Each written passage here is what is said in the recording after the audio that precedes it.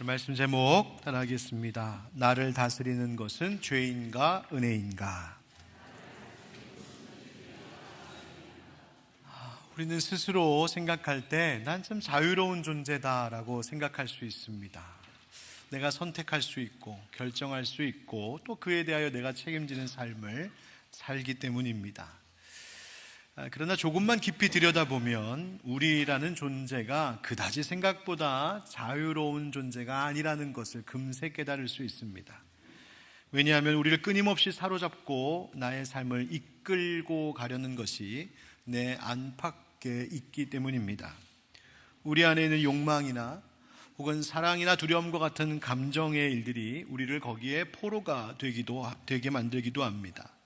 사람의 관계 속에서 인정받고 싶은 욕구라든지 열등감, 내 안에 상처와 같은 것들이 우리를 얽매이게도 만듭니다.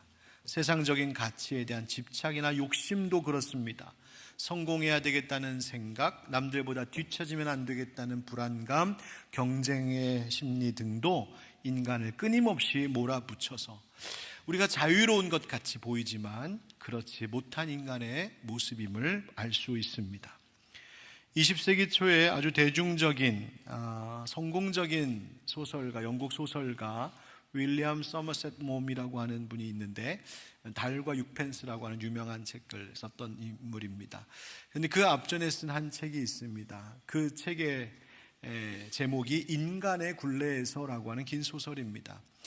거기에는 필립이라고 하는 한 젊은 주인공을 등장시켜 그 삶의 이야기를 써내려가는데 바로 이 서머셋 몬 작가 자신의 자전적 소설입니다. 그 젊은 인생을 보면 답답한 이야기가 계속 진행이 됩니다. 누군가를 사랑하면서도 그 사랑이라는 감정의 속박에 사로잡혀 고통받는 한 인물을 그려내고 있습니다. 그에 대해서 그 책은 말하기를 그는 포로였고 자유를 갈망했습니다. 때때로 아침에 일어나면 그 영혼이 자유로운 것처럼 보였지만 사실 그 고통이 그의 가슴에 늘 자리 잡고 있었습니다 라고 그 소설은 이야기합니다. 한 젊은이가 한 사람으로서 그의 인생 가운데 계속해서 자유를 꿈꾸며 새롭게 살아보려고 하지만 보이지 않는 여러 욕망의 사슬이라든지 인간 관계에 묶여서 벗어나지 못하는 그런 한 인생의 모습을 그려주고 있는 소설 이야기입니다. 그래서 그 작가는 이 책의 제목을 인간의 굴레에서라고 그렇게 말했습니다.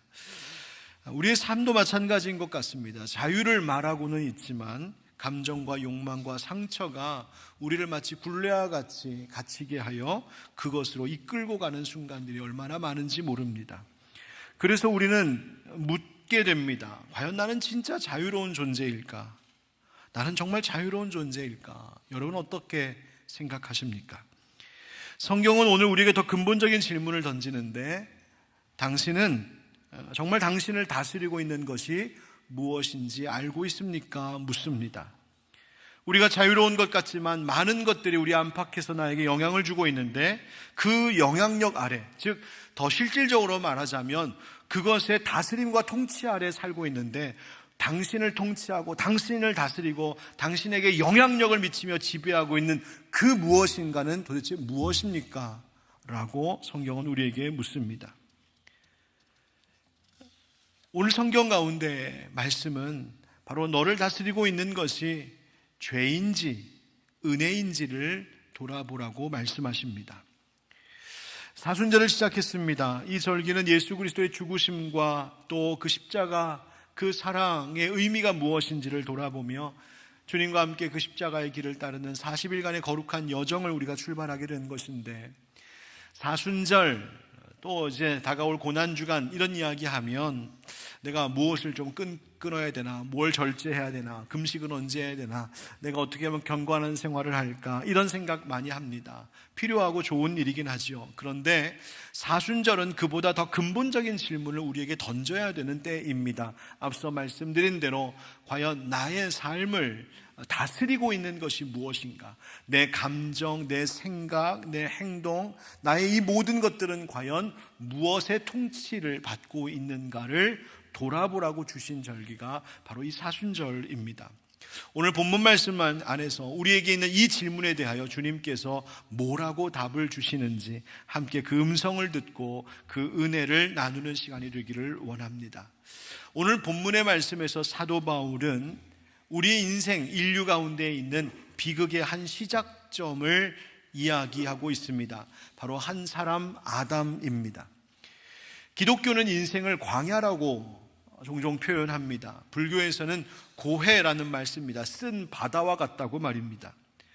이 모두 다 한 사람의 힘으로는 해결할 수 없는 인생의 많은 문제들을 끌어안고 살고 있는 우리들, 그리고 그런 현재의 삶, 바로 이 세상을 말하는 것일 겁니다. 여러분 생각해 보셨습니까? 왜 인간에게는 이런 어려움들이 그치지 않고 계속해서 있는 것일까 말입니다. 사도 바울은 오늘 본문에서 인류의 시작인 아담과 우리의 어떤 관계를 이야기하고 있는데, 바로 그 아담이 우리 인간에게 비극의 출발점이었다고 사도 바울은 이야기합니다. 바로 12절이 그것을 말합니다.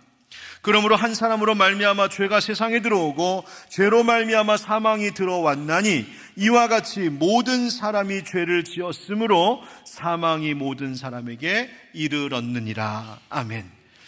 바울은 우리 인간이 겪고 있는 이 반복되는 어려움, 문제, 고통, 혼란의 일들의 원인을 말할 때에 우리 인간 사회의 어떤 의식이나 문명이 아직 발달하지 못해서 그렇다고 말하지 않습니다. 정치나 문화, 교육이 부족해서도 아니고 제도가 없어서도 아니랍니다. 우리 인간이 겪고 있는 이 인류의 비극의 시작을 한 사람, 바로 아담에게 두고 그를 주목하고 있습니다. 아담이 하나님께 불순종했던 일 말입니다. 여러분 창세기에 보면 하나님께서 아담을 불러 분명히 이렇게 말씀하셨죠. 여호와 하나님이 그 사람에게 명하여 이르시되 동산 각종 나무의 열매는 네가 임의로 먹되 선악을 알게 하는 나무의 열매는 먹지 말라. 네가 먹는 날에는 반드시 어떻게 된다고요? 죽으리라 말씀하셨습니다. 이것이 하나님의 명령이었고 아담과 맺은 언약이었습니다. 그것을 아담이 불순종함으로 말미암아 죄가 세상에 들어왔고 죄로 인하여 죽음이 있다고 이야기하고 있는 겁니다.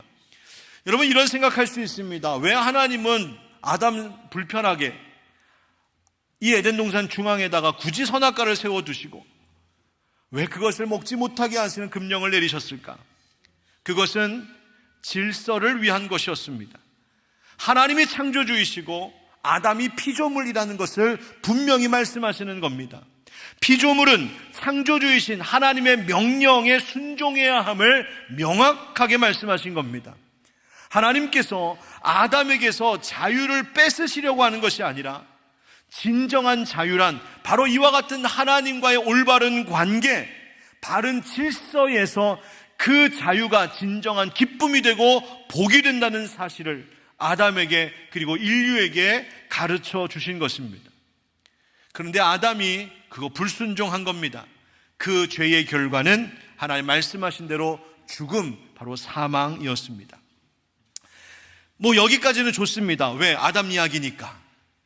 그런데 문제는 그 다음이 우리를 어렵게 만든다는 겁니다. 다시 12절 말씀을 보면 하반절에 이렇게 말하고 있습니다. 이와 같이 모든 사람이 죄를 지었으므로 사망이 모든 사람에게 이르렀느니라. 아멘. 이와 같이 모든 사람이 죄를 지었다고요? 여기서 이와 같이란 말은 이런 이유로, 이런 방식으로 아담이 죄를 지은 것처럼 모든 사람도 죄를 지었다라고 이야기하십니다. 여러분 이 말에서 우리는 잠시 멈칫하게 되는 거죠. 아니 왜 아담이 죄를 지었는데 그것이 오늘 나의 문제가 되는 것일까? 그렇게 묻고 싶습니다. 왜 아담이 잘못한 것이 우리의 잘못이 되었고 아담이 받을 형벌이 왜 우리에게까지 미치는지 따져 묻고 싶은 분도 계실지 모르겠습니다. 그런데 여러분 여기 보십시오. 모든 사람이 죄를 지을 것이라고 말씀하십니까? 모든 죄를 지었다고 말씀하십니까? 지었다고요. 여기서 죄를 지었다라는 말은 이미 아담이 선악과를 먹음으로 하나님께 불순종하는 범죄를 저질렀을 때에 그때 이미 모든 사람, 모든 인류, 저도 여러분도 우리 모두가 다 이미 그때 다 죄 지은 것이 되었다고 성경이 선언하고 있는 겁니다. 여러분 우리는 이 모든 문제를 자꾸 개인적으로 생각하기 때문에 내 선택한 거, 내가 잘못한 거, 내가 결과 책임지는 건 이해하겠지만, 아니, 아담이 범한 죄, 그게 왜 내가 죄 지은 것이 되는가 의아해할 수 있습니다. 근데 성경은 우리를, 인간이라고 하는 존재를 그렇게 단독적으로 보지 않습니다. 성경은 인간을 고립된 한 개인으로 보는 것이 아니라 하나님이 지으신 연대된 한 존재로 바라보고 있습니다. 개혁신학은 이것을 그래서 아담의 언약적인 대표성이라고 말하기도 합니다. 하나님께서 아담을 인류의 머리로, 즉 인류의 대표로 삼으시고 그렇게 여기신다는 겁니다. 그래서 아담이 혼자 개인적으로 하나님 앞에 범죄하고 불순종한 것으로 끝나는 것이 아니라 그의 불순종으로 인하여 그가 대표하고 있는 인류 모두 전체의 운명을 바꾸어 놓았노라고 성경이 그렇게 말하고 그렇게 보고 있는 겁니다. 웨스트민스터 신앙고백은 이 점을 뭐라고 말하냐면, 아담의 첫 범죄로 말미암아 그의 죄책이 그의 모든 후손에게 전가되었다라고 말합니다. 그의 타락한 본성이 그의 후손들에게 전해졌다, 전가되었다라고 말합니다. 그것이 전가교리입니다. 그러니까 아담의 범죄함이 단순한 과거의 역사적 한 사건, 옛날 이야기가 끝나는 것이 아니라 이 일이 바로 오늘 우리 현실이 되었다라고 말하는 겁니다. 어느 목사님은 이 책에서 이 부분을 이렇게 말합니다. 아담이 죄 짓는 그 자리에 우리도 함께 있어서 우리가 공범자 노릇을 했다라고 그렇게 설명하기도 하시더군요. 그러니까 아담이 범죄하는 그 순간에 이미 우리도 죄인 되었다는 것이 선언되었다는 말입니다. 여러분, 우리가 죄를 지어서 죄인이기도 하지만 그 전에 이미 죄를 지을 수밖에 없는 죄인으로 태어났다는 사실을 아십니까? 죄 가운데 태어난 존재. 그래서 죄의 결과를 피할 수 없는 우리 인생들이라는 겁니다. 이것을 과거에 어거스틴은 오리지널 신, 바로 원죄라는 이름을 붙여 부르기 시작했습니다. 즉, 우리 인류가 내가 가지고 있는 이 심각한 비극적인 지금의 이 상황, 비참한 상황은 내가 어떤 행동 몇 가지 좀 잘못해서, 내가 하나님 보실 때 살면서 뭐 좀 잘못한 것들이 있어서 그게 문제가 아니라 내 존재 자체가 소망이 없는 존재라는 겁니다. 이게 문제라는 겁니다. 칼빈이 말한 전적 타락도 그런 의미일 겁니다. 우리의 모든 전인격, 생각과 감정과 의지가 죄의 영향을 받았다는 뜻. 그래서 우리 스스로의 힘으로는 아무리 발버둥을 쳐도 하나님 원하시는 모습으로 하나님께로 돌아갈 수 없는 비참한 상황이 되었다는 것이 바로 지금 바울이, 성경이 우리에게 이야기하고 있는 것입니다. 이것이 우리를 불편하게 만듭니다. 우리는 종종 나 스스로를 좀 괜찮은 사람이라고 생각할 때가 있는데 성경은 그렇지 않답니다. 우리는 조금만 노력하면 내가 나아질 것이라는 긍정적인 사고를 갖고 살아가는데 성경은 무슨 소리, 착각하지 말랍니다. 그럴 수 없는 존재랍니다. 내가 환경이 좀 좋아지면, 조건과 형편이 좋아지면 내 인생이 좀 괜찮은 인생 될 거라고 우리는 그렇게 여기는데 성경은 아니랍니다. 절대 아니랍니다. 내가 좀 열심히 배우고 공부하고 훈련하고 수련하고 수양하고 명상하고 자기박 개발하고 열심히 나를 관리하면 내가 꽤 괜찮은 사람이 될 거라고 세상은 가르치고 그렇게 말하는데 성경은 아니, 절대 안 된다고, 착각하지 말랍니다. 우리는 그럴 수 없는 존재랍니다. 우리의 문제는 나의 어떤 조건이나 지금 형편이나 상황이 문제가 아니라 태어날 때부터 죄인이었던 나, 바로 그 존재의 뿌리에 있다고 성경은 고발하고 있는 겁니다. 이것이 나의 비극이요, 인류 전체의 비극입니다. 그런데 이 비극이 그냥 여기서 끝나는 것이 아니라 이 비극이 인류의 역사 속에 계속되고 있다는 겁니다. 바로 그 죄의 결과로 인하여 임한 죽음, 사망이 우리에게 영향을 미치는 왕노릇을 하고 있다고 성경이 말하고 있습니다. 이것을 바울은 14절에 이렇게 말합니다. 그러나 아담으로부터 모세까지 아담의 범죄와 같은 죄를 짓지 아니한 자들까지도 사망이 무슨 노릇했다고요? 왕노릇하였나니. 아담은 오실자의 모형이라 오실자의 예표다, 그런 말입니다. 사망이 왕노릇했다고요? 여러분 보십시오.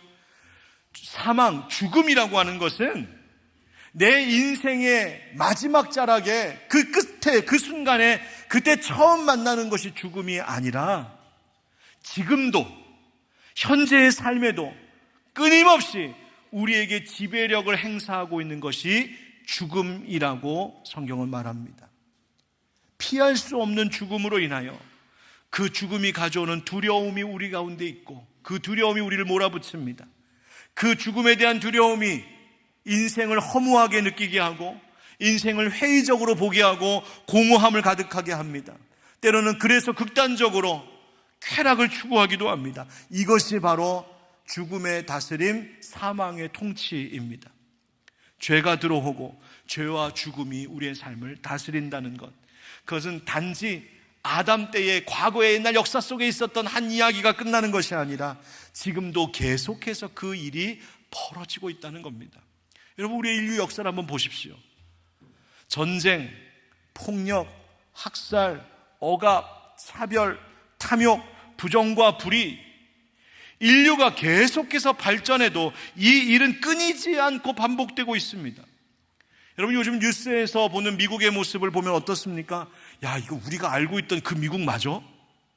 라는 생각이 들 정도로 무서운 일들이 벌어지고 있기도 합니다. 그렇게 발전하고 선진 국가인데, 문명이 발전하고 있는데 어쩜 세상은 달라지지 않을까? 왜 인간의 마음은 달라지지 않고 계속 악을 추구하고 있을까? 많은 지식을 쌓아가지만 더 깊은 불안을 안고 살아가고 있습니다. 수많은 정보와 기술이 눈부시게 발전해서 오늘날 우리들은 매일마다 AI, 인공지능과 대화하면서 살고 있는 시대를 살아가고 있는데, 정작 우리 인간의 관계들은 다 단절되고 고독함과 괴로움은 더 깊어져 가고 있는 이 세상을 우리는 똑똑히 지금 보고 있습니다. 많은 사람들이, 똑똑한 사람들이, 리더들이 이 문제들을 해결하기 위해서 끊임없이 노력합니다. 더 나은 제도를 만들어 보기도 하고, 공정한 법을 좀 만들어 보기도 하고, 정교한 정책을 좀 세워보려고도 노력합니다. 교육 수준도 막 높여보기도 하고, 과학과 기술을 끊임없이 발전시켜 보기도 하고, 정치와 경제 문제들을 개혁해 보기도 합니다. 그러나 이 문제가 사라지지 않습니다. 여전히 전쟁과 폭력은 계속되고, 불의하고 악한 일들은 반복됩니다. 생명을 경시하는 일, 심각한 상처와 공격과 중독들은 줄어들진 않습니다. 어느 시대보다도 우울함과 허무함과 고독함이 지금 이 사회 현대인들을 사로잡고 있습니다. 관계 안에서도 비교하며 그 열등감과 상처가 더욱 심화되고 있습니다. 도대체 왜 이런 것일까요? 그렇게 인류의 문명이 발전하고 발달하고 있는데 왜 이 문제는 끊이지 않고 더 심각해져 가는 것일까요? 성경은 그 이유를 분명히 답해주고 있습니다. 죄와 죽음이 다스리고 있기 때문이랍니다. 이 죄의 문제를 해결하지 않는 한 아무리 외적인 여건과 환경들을 바꾸어 간다 한들 근본적 해결이 될 수 없다고 진단한 겁니다. 죄와 사망의 이 뿌리를 해결하지 않는 한 우리는 아무리 열심히 걸어봐도 반드시 길을 잃을 수밖에 없다는 말입니다. 이것은 이런 공적인 문제, 사회적, 국가적 문제만의 이야기가 아니라 우리 개인의 삶도 그렇습니다.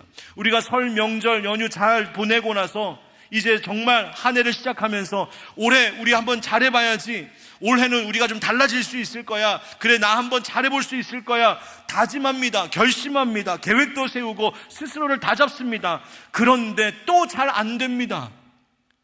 실패를 반복합니다. 또 넘어집니다. 낙심합니다. 같은 상처를 매년 되풀이하고 같은 죄에 매번 넘어지고 같은 두려움에 매번 사로잡힙니다. 가정도 그렇습니다. 왜 우리 집의 문제, 이 문제는 해결되지 않는 것일까? 왜 갈수록 우리의 관계는 더 어려워지고 상처는 더 깊어져 가고 더 심각해져 가는 걸까? 왜 나는 왜 이럴까? 왜 우리 집은 그럴까? 그것이 바로 우리라는 존재가 죄와 죽음의 다스림 아래에 있다는 사실을 보여주는 증거라고 성경이 말하고 있는 겁니다. 우리는 태어날 때 이미 죄와 죽음의 통치 아래 태어났고 그 영향력에서 스스로 나를 끄집어낼 수 있는 힘이 자력으로는 없기 때문이랍니다. 이것이 우리의 한계이고 비참한 실존입니다. 여러분, 이렇게 얘기하면 지금 얼굴이 지금 다 막 여기 다크서클이 여기까지 내려오고 되게 심각해졌어요. 어두워졌어요. 여러분, 오늘 성경이 그리고 이 설교자가 이 얘기를 하는 이유는 여러분 절망하라고 이야기를 하는 것이 아닙니다. 여러분 정죄하려고 이야기하는 것 아닙니다. 이 사실을 우리가 인정해야 한다고 말씀을 드리는 겁니다. 왜? 이것을 인정할 때에 비로소 소망이 보이기 시작하기 때문입니다. 우리가 얼마나 심각한 상태인지를 인정할 때 은혜가 보이기 시작합니다. 우리를 살릴 수 있는 것은 세상의 어떤 제도도 아니고 철학적 사상이나 신념도 아니고 교육이나 우리의 의지적 결단이나 수양이나 나의 자기 개발, 자기 관리 훈련이 아니라 내가 아닌 우리 밖에서부터 오는 구원이 필요하다는 사실을 인정해야 한다는 것입니다. 그렇지 않으면 우리의 힘으로는 이 실패의 자리에서 아무리 발버둥 쳐도 일어날 재간이 없는 것이 우리입니다. 그래서 시편의 시인은 말합니다. 눈을 들어 산을 보아라. 나의 도움이 어디서 올꼬? 천지를 지으신 여호와에게서로다. 우리는 은혜가 필요한 사람이라는 겁니다. 내가 어떻게 할 수 있는 것이 아닌 우리는 은혜가 필요한 사람들. 그 은혜만이 우리의 인류 가운데 내 인생 속에 계속되는 비극을 멈출 수 있다고 이야기하고 있어요. 그래서 이제 이 이야기를 할 수 있을 것 같습니다. 바로 그 은혜가 시작되었다는 것을 한번 따라합시다. 그러나 예수 그리스도의 은혜로. 지금까지 말씀드린 것처럼 그렇구나, 우리는 스스로 어떤 희망도 없고 가능성도 없구나 탄식하게 되는 이 지점에서 사도 바울은 이 모든 국면을 완전히 반전시키는 한 복음의 전환점을 우리에게 선언합니다. 그것이 바로 15절이에요. 여러분 혹시 자기 성경 가지고 계신 분이 있다면 15절에다가 정성을 다하여서 빨간색으로 줄을 그으시기 바랍니다. 15절 우리 한번 같이 읽어봅시다. 시작. 그러나 이 은사는 많은 사람이 죽었은즉 더욱 하나님의 은혜와 또한 한 사람 예수 그리스도의 은혜로 말미암은 선물은 많은 사람에게 넘쳤느니라. 아멘. 여러분, 아담으로 말미암아 한 사람의 범죄로 인하여 많은 사람이 죽게 되었는데, 놀랍게도 그러나 이 은사는, 이 말은 하나님께서 베풀어 주시는 이 은혜는 오히려 많은 사람들에게 선물로 넘치는 은혜가 되었다라고 이야기합니다. 한 사람의 죄로 인하여 사망이 왕노릇하게 되어서 인간 스스로는 도무지 일어설 수 없는, 회복될 수 없는 상태에 놓였던 비참함이 우리였는데 바로 그 자리에서 하나님의 은혜가 시작되었답니다. 아담의 범죄함은 정죄를 가져왔습니다. 이것은 그냥 단순히 뭐 좀 잘못했다 하는 것이 아니라 법적으로 그렇게 선언하고 있는 겁니다. 아담 유죄, 아담이 대표하고 있는 모든 인류 유죄라고 이야기하는 겁니다. 그런데 똑같은 구조로 사도 바울은 예수 그리스도께서 우리에게 의를 가져왔다라고 이야기합니다. 바로 16절 말씀이에요. 또 이 선물은 범죄한 한 사람으로 말미암은 것과 같지 아니하니 심판은 한 사람으로 말미암아 정죄에 이르렀으나 은사는 많은 범죄로 말미암아 의롭다 하심에 이름이니라. 어디에 이르렀다고요? 의롭다 하심에. 즉 아담 한 사람 때문에 모든 사람이 유죄 판결의 심판을 받았는데 하나님이 베풀어 주신 은혜가 뭐냐? 그 은혜로 말미암아 그렇게 죄 지은 많은 사람들이 그 은혜를 거저 입음으로 무죄 판결됐다는 말입니다. 아담으로 인하여서는 죄가 전가되었지만 예수 그리스도로 인하여서는 의가 전가되었다고 이야기하는 겁니다. 이것이 바로 예수 그리스도께서 우리를 위하여서 십자가에서 죽으신 의미요 속죄의 의미입니다. 그렇다면 복음이 무엇인지 선명해지죠. 복음의 시작이 뭔지 아십니까? 그것은 우리 스스로는 소망이 없다는 것입니다. 우리 스스로 의롭게 되어지지 않습니다. 우리는 점점 내가 좀 나아지고 내가 점점 훌륭해져서 내가 대단히 괜찮아지는 사람이 되는 것이 아니랍니다. 그저 예수 그리스도를 믿고 받아들임으로 나에게는 아무런 소망도 아무런 가능성도 없는 비참한 죄인, 죄와 죽음의 영향력 아래 살 수밖에 없는 나인데, 그런 나에게 예수님 은혜 주셔서 그 예수를 믿기만 하면 그 믿음으로 말미암아 우리 안에 은혜가 넘친다는 이 사실, 바로 이것이 종교개혁가들이 외쳤던 오직 은혜, 오직 믿음의 이야기입니다. 그래서 바울이 그 유명한 20절의 말씀을 이렇게 남기고 있는 겁니다. 우리 20절 한번 같이 읽어봅시다. 시작. 율법이 들어온 것은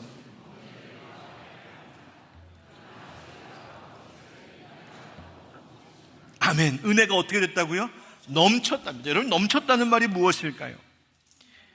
여러분, 시커먼 더러운 물이 통에 이만큼 가득 차 있다고 생각합시다. 이거 어떻게 깨끗한 물로 바꿀 수 있을까요? 이거 뭐 엎어버리면 비워버릴 수야 있지만 깨끗한 물로 바뀌진 않습니다. 이거 어떻게 바꿀 수 있을까요? 여기에다가 깨끗한 물 한두 방울, 아니 한두 컵 부으면 깨끗해질까요? 아니요, 티도 안 납니다. 어떻게 하면 되냐면, 죄송합니다, 이빠이 들이부으면 됩니다. 깨끗한 물, 강한 물살로 어마어마한 물을 그 통에다 들이부으면 그 속에는 시커먼 물들이 다 쏟아져 나오고, 또 붓고 또 붓고 또 부으면 그거 다 쏟아져 나오고 어느새 그 통 안에 깨끗한 물이 채워집니다. 바로 그것을 넘친다라고 말하는 것입니다. 여러분, 세상의 것으로 채울 수 없습니다. 세상의 것으로 넘치게 할 수 없습니다. 인간의 노력과 인간의 수고로 우리 안에 은혜를 넘치게 할 수 없다는 말입니다. 오직 그 크신 하나님의 사랑, 그 한량없는 사랑, 인간의 그 노력과 수고로는 비교도 되지 않는 하나님의 그 끝없는 십자가의 사랑과 은혜만이 우리를 채우고 깨끗하게 하는 줄 믿으시기 바랍니다. 그것으로 채워지며 사는 겁니다. 아담은 순종해야 될 그 자리에서 불순종함으로 우리가 죄와 죽음을 얻게 했지만, 예수님은 십자가 고난 죽으심이라는 그 자리를 끝까지 순종하심으로 의를 이루셨기에 그 예수님을 믿는 자들, 그 믿는 자들의 의가 이르도록 은혜를 넘치게 하신 겁니다. 아담은 선악과 먹으면서 이거 먹으면 하나님처럼 될까 생각했을지 모르겠지만, 예수님은 십자가 고난의 잔을 마시시면서 하나님과 동등되심을 취하지 아니하시고 모든 것을 이 땅에 내려놓고 내려오셨습니다. 아담은 그 금지된 열매를 붙잡았지만 예수님은 자신의 몸으로 십자가를 붙드셨습니다. 아담은 낙원에서 추방되었지만 예수님은 낙원의 문을 여시고 그 길로 갈 수 있는 길이 되어주셨습니다. 이제 마지막 이야기를 할 때가 됐어요. 이야기하려고 여기까지 온 겁니다. 그래서 그래서 어떻게 하자는 겁니까? 한번 따라합시다. 나를 다스리는 은혜. 여러분, 성경은 묻고 있습니다. 여러분은 지금 아담 안에 있습니까? 그리스도 안에 있습니까? 성경에 묻는 겁니다. 누구의 다스림을 받고 있느냐고, 누구의 영향력 아래 있냐고 말입니다. 어쩌면 우리 자신의 내면과 현실의 모습을 보면 죄가 여전히 내 안에서 왕노릇하고 있는 것처럼 느껴질 때가 있습니다. 그러나 성경은 분명히 선언합니다. 21절에 이는 죄가 사망 안에서 왕노릇한 것 같이 은혜도 또한 의로 말미암아 왕노릇하여, 은혜가 이제는 우리에게 왕노릇하여서 우리 주 예수 그리스도로 말미암아 영생에 이르게 하려 함이라. 할렐루야, 아멘. 이제는 은혜가 우리 가운데 왕노릇한답니다. 여러분, 그러니 더 이상 정죄함과 두려움이 우리를 지배하도록 내버려 두지 마시기 바랍니다. 여전히 죄를 붙들고 타협하고 있다면 그 죄의 지배력 아래 나를 내려놓지 마시고 회개하고 돌아오시기를 주의 이름으로 축원드립니다. 죄가, 세상이 아니야, 넌 아직 우리의 영향력 아래 있어 라고 우리를 유혹할 때마다 그럴 수 없다고 외치셔야 합니다.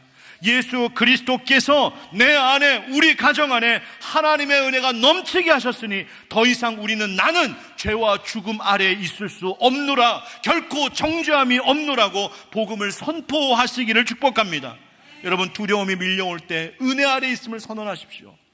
여러분, 세상의 헛된 것과 죄악된 것에 반응하지 마시고 은혜에만 반응하며 사시기를 축원드립니다.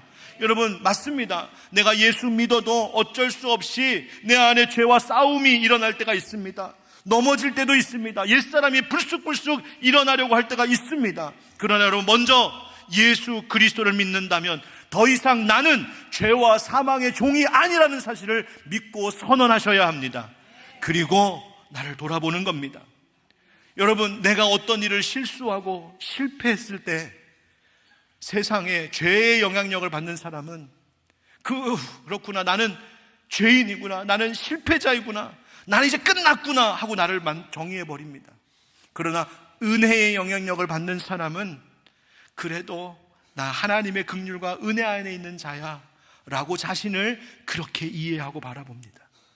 어떤 어렵고 힘든 일이 있을 때 두려움과 염려가 밀려옵니다. 그때에 죄의 영향력을 받는 사람은 그 두려움에 반응합니다. 두려워 떨고, 두려워 무릎 꿇고, 두려워 세상과 타협합니다.